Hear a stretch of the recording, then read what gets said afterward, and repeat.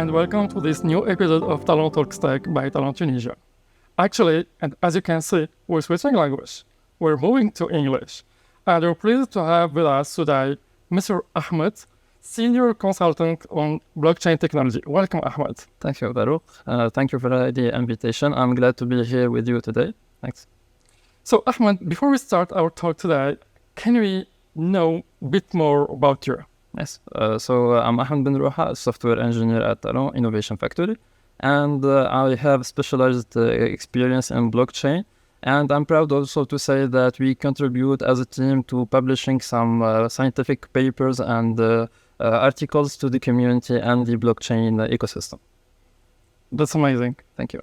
So, Ahmed, I have an idea about our today's topic, but I want to be sure. Yes. What are we going to talk about today? I'm going to start by a simple question. First, I want to ask you, what is blockchain, at least for you? So actually, as you just said, blockchain, is for data storage, where the update can't be done directly. When we have to update, we need to request approval from the nodes in the network. And I also know that the approval is based on multiple algorithms. You can have 50%, some master nodes. I'm not specialized, but this is based on my readings. Usually when we ask this question to someone, the usual answer we get is blockchain is Bitcoin or blockchain is cryptocurrencies. And having such an answer is quite a good thing to happen. Thank you. So I want to say that the first usage of blockchain was with Bitcoin. Arguably, there are some other use cases when certain people are going to say that there are some researchers previously before Bitcoin tackling typical subjects of decentralized systems that can be autonomous without centralized authority. And but to keep it simple, let's say that blockchain started with Bitcoin. Okay. And I want to give a simple definition here for people who are watching us now, that blockchain, as you said, we are going to change the word database to ledger because it's the most used word in the ecosystem. And for us, let's say that blockchain is a decentralized ledger that records transactions in a secure manner. That's the first part. We have transactions, we have ledger where we keep the transactions in a safe and secure manner. And then we say that transactions are grouped into blocks. That's where the word comes from, blockchain, because it's a sequence of blocks. And we where each block contains mainly the reference to the previous block because they are linked. And in addition, other informations like the timestamps and the transactions themselves. That's for the first part, for the definition of blockchain. That's amazing. That's amazing as much as it's clear. Thank you. So, you were talking about Bitcoins. Yes. And Bitcoins are transferred. Yes. Okay? But the question, who released the first Bitcoin? Okay. That's a deep question, and for that I need to go to some technical details. So here we have a slide that people watching us now are going to see it at the same time, and I want to say the word unspanned transactions output, which is UTXOs. So I need to explain this technical term because it's the base for all the blockchain, let's say the Bitcoin blockchain experience. And here, as you can see in the slides, we have two transactions that we call previous transactions. We have one with a value of 0.5 Bitcoins and the other with the value of 0.7 Bitcoins. And let's say that Alice owns these UTXOs. UTXOs are, let's say, simply that are transactions that you have received from someone, but you didn't spend yet. Okay. Let's compare to a bank, for example, bank application. If I'm going to ask you about your current balance, there is some kind of field in the database that mentions exactly how much you own. You have. Exactly. Yes. In Bitcoin, we don't have that. We have just all the unspent transactions. We go through all the system, calculating the sum of these unspent transactions, and it represents the balance that you have. Exactly. Okay. That's amazing. I just want to ask a question. Yes. If I have, like in the example, Alice have 0.5 and 0.7, and I would like to spend 1 Bitcoin. Okay. So transaction can be split. Actually, what we do when we want to send transaction is to collect some transactions that are going to be the input for the new transactions that we are going to send. And of course, the sum of these transactions need to be more than the amount that we want to spend. So for our example here, if Alice wants to send some bitcoins to Bob, she's going to use these two transactions with a total sum of 1.2 bitcoins. And here we have, let's say, Alice wants really to send just one bitcoin. What's going to happen here is that Alice is going to send one bitcoin to Bob and send another transaction to herself. Okay, so we'll have all two transactions. Yes. That are Mixed. consumed. Yes. Okay, and they're giving birth. If you can see, they're giving birth. It's more French expression. Yes. So two new transactions. Yes. One transaction for 1 bitcoin for Bob. Yes. And one transaction of 0.199. The difference between the amount in and the amount out is going to be what we call fees. Fees go to the miner. Why we? It's like bank. No, I would like to say no. Banks are doing that. Yes, but the difference between banks and miners is that the bank take fees as the miner does, but the bank have control of all the system. Yeah. When it goes to the miner is going to take that fees as an incentive, because when the more we have miners in the network, the more robust and protected the system is going to be.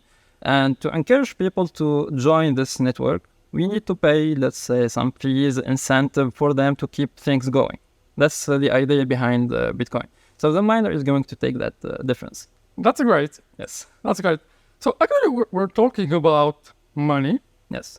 Transactions. Bitcoin, which is a currency, is the only topic or the only way to use blockchain, monetizing payment, or can we use it otherwise? Okay. Of course, the short answer is yes. We have a lot of usages for blockchain aside from crypto, sending money, and other topics. But first, I need here to go back to your first question, answering your question, how to receive blockchain, how to receive Bitcoin, is we have, let's say, 3 ways. Okay. We have the first one is from receiving this amount from someone. I send you a transaction, you receive some Bitcoin. It's simple. The second that we mentioned also is through mining. Mining is when we have a miner is going to create and validate blocks and add them to the network, and the miner is going to have two sources of income. The first source is going to be the fees. He's going to collect all the fees and the transactions and take them. And the second is by creating a new block, he's going to own some rewards. That is we call it the coin-based transaction, which is a transaction sent to the miner whenever he creates a new block. And now going back to the other question, sorry, I'm mixing things. No, take it easy. Thank you. The second question regarding the other usages of blockchain, with Bitcoin itself, we have a lot of talking about money transfers and all of that, and it's no new thing because Bitcoin was specialized for that. It's, even in the white paper of Bitcoin, we call it a peer-to-peer electronic cash system, and that's the main idea.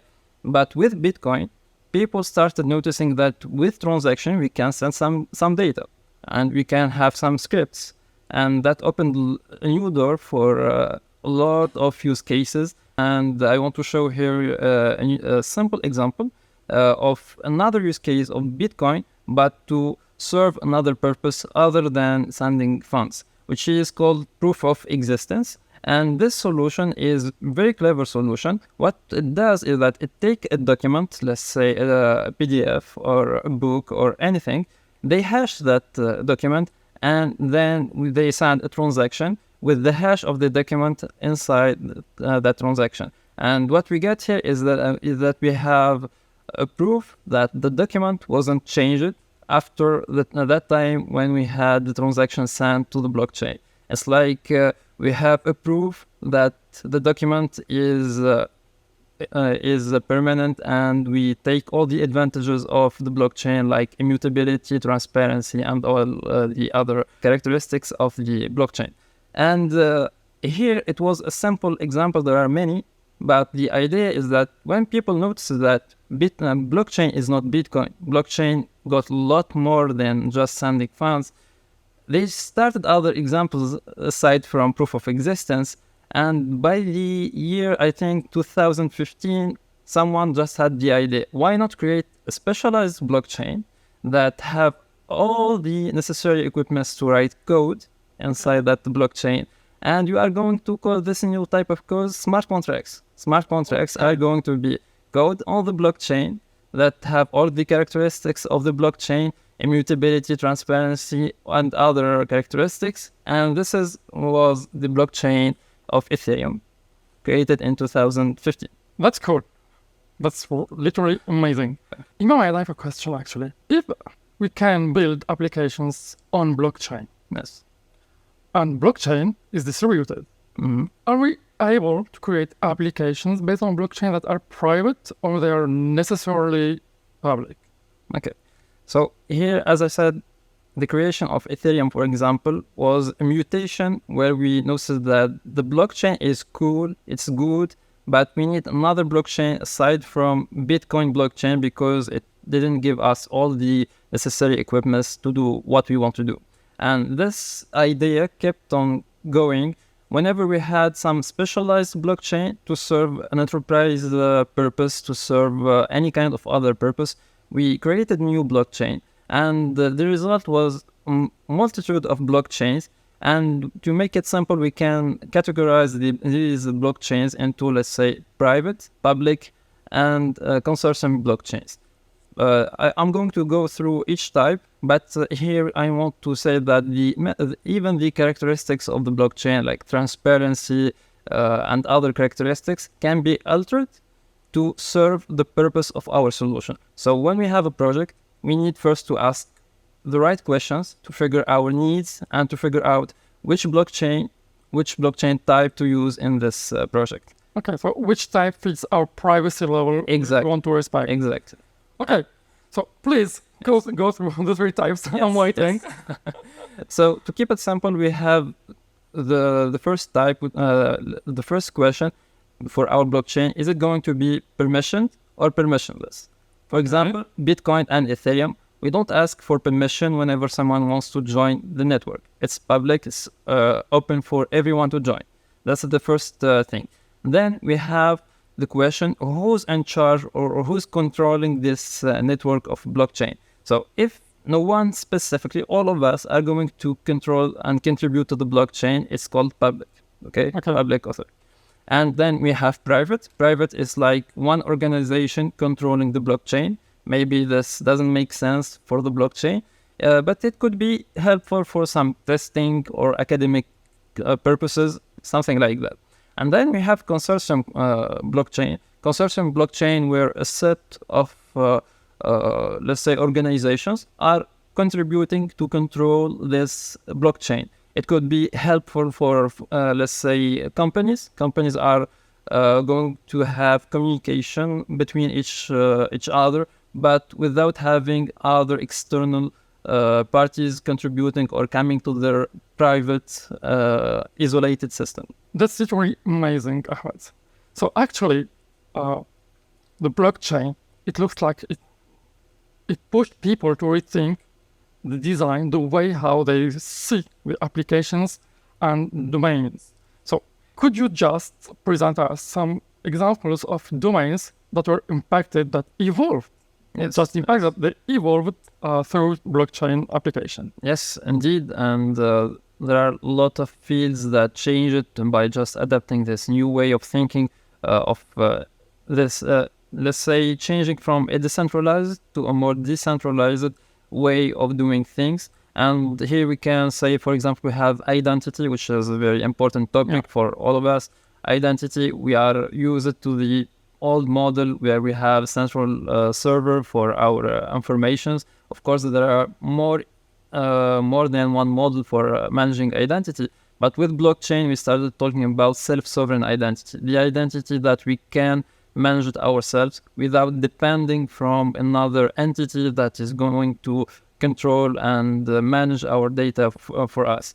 And of course, we have DeFi, which is the first, let's say, example of the first Finance. Yes, finance. And with Bitcoin and other solutions now we talk about decentralized finance.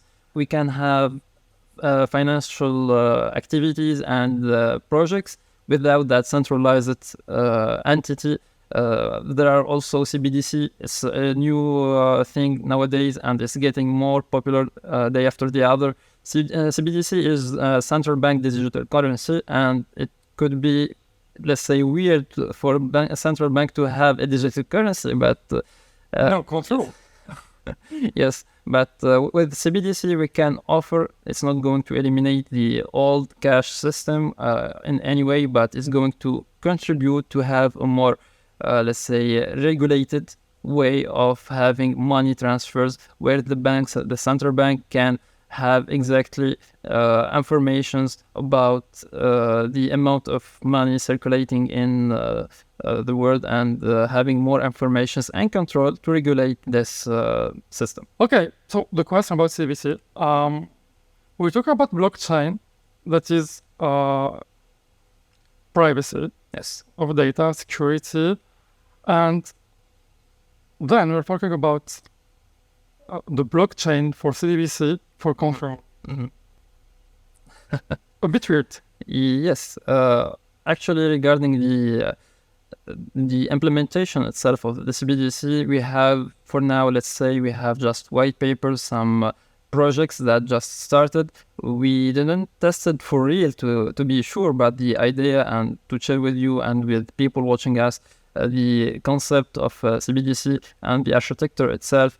Some of the architecture we can split it in two parts. The banking part, where we have a blockchain CBDC between banks, the central bank and the commercial banks. Okay, and then we have that part between the commercial banks and the end users. Okay, that's from architectural point of view. Okay, and the advantages when we are going to use CBDC, it's like, for example, here in Tunisia we have, let's say, when we buy something, we can have a contribution, let's say milk, for example. We don't pay the full price for that product, but the government is going to help the people to, with a certain percentage, to have this product for less amount. Yes. So if we have, let's say, imagine we use CBDC, and the central bank, who's the regulator of this system, can, with code, with smart contracts,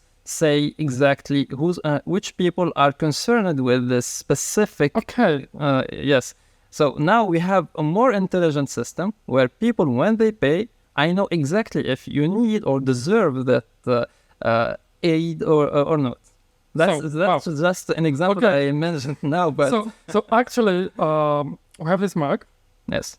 Let's say it's for 5 dinar. For example, yeah. Its public price is 5 dinar. Yes. When I pay it, probably the transaction that will be reducted from the minus in my balance would be different if you buy it. And for the same public price. Probably, yes. Because the CDBC will detect that we're not at the same level of contribution from the government, and it will contribute differently based on our identity. Exactly. And even it's amazing. Yes, and we can automate a lot of features, like, for example, if we have tax payment, and instead of going to a specialized person in a country, for example, to pay taxes, and with CBDC we can have tax deduction automated. Just when I receive the payment, taxes go to the government, then I receive my share of that payment. I don't want to say, but it's sometimes scary to a certain extent, because it's like giving up some control over our money. Yeah, well, technology is always scary at the beginning. When it starts, then we get used to it. Of course. Like artificial intelligence. Yes. It would be a good topic to talk about it. Maybe, yeah. So, thank you a lot Thank you. Ahmed, for being with us today. It was really nice to have you with us. I just hope to have you more and more for new episodes to talk about blockchain, more applications, because as I see, based on the domain of application, it's literally different. We're talking about new architectures, Sure. we're talking about new approach. It's literally different from domain to another domain of application of the blockchain. So it will be really great to have you more and more with us for Talan Talk Stack. Thank you. Thank you. A lot. Thank you, Vero. Thank you all for following us, for watching this episode about blockchain. Keep in touch and see you in 2 weeks.